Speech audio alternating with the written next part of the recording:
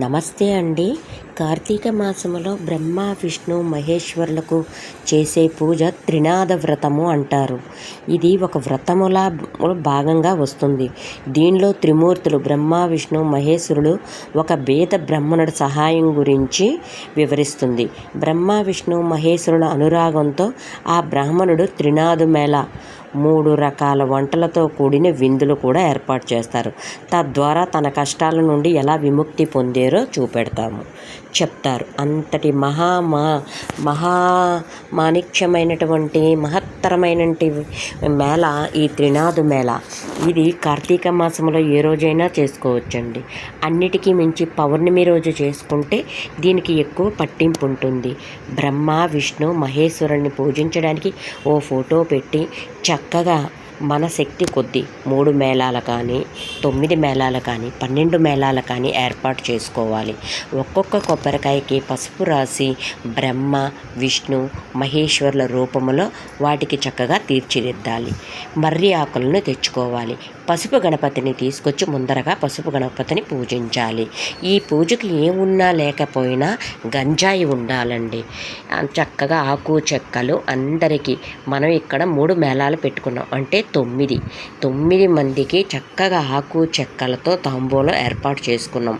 బ్రహ్మ విష్ణు మహేశ్వరులకి ఎంతో ఇష్టమైన పారిజాత మాలలు, చక్కటి మర్రి ఓడలు, మర్రి ఆకులు అన్నిటితో భగవంతుడిని ఎంత అంటే అంత చక్కగా నిండుగా అలంకరించుకోవాలి. ఆ చెంబులకు కూడా పసుపు రాసి బ్రహ్మ విష్ణు మహేశ్వరుల వలె చక్కగా బొట్లు పెట్టుకోవాలి. చక్కగా పూలతో అలంకరించుకోవాలి. పసుపు కుంకుమ గంధము అక్షంతలు పట్టుకోవాలి. బంధువులను స్నేహితులను పిలిచి పూజ ప్రారంభించాలి. అలా పూజ ప్రారంభించిన తర్వాత చక్కగా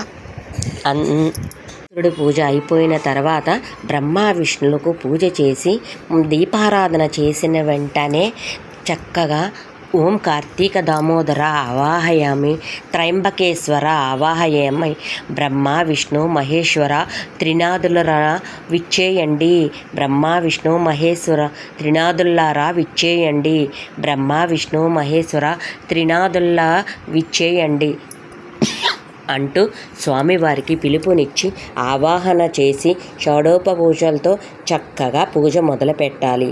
మన శక్తికి మించి ఏం పెట్టాలనుకుంటే అవి పెట్టి కొబ్బరికాయ కొట్టి అలా స్వామివారికి ప్రార్థించి నమస్కారం చేసిన తర్వాత ఒక్కొక్క స్వామికి ఒక్కొక్క కాయ చొప్పున కొట్టాలి. ఈ త్రిమూర్తుల వారికి వడపప్పు బెల్లము పండ్లు కాయలు చక్కగా పెట్టాలి.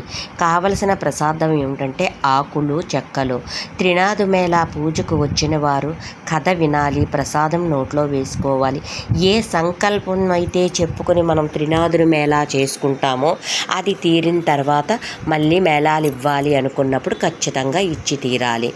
ముందు దీపానికి నమస్కారం చేసి త్రినాదులు బ్రహ్మ విష్ణు మహేశ్వరులకు నమస్కారం చేసి పూజ మొదలుపెట్టి చక్కగా కథ అంతా చదువుకున్న తర్వాత స్వామివారికి 3 చిమ్ములీలు తీసుకుని వాటిలో చక్కగా నిప్పులు రాజేసుకుని గంజాయి వేయాలి.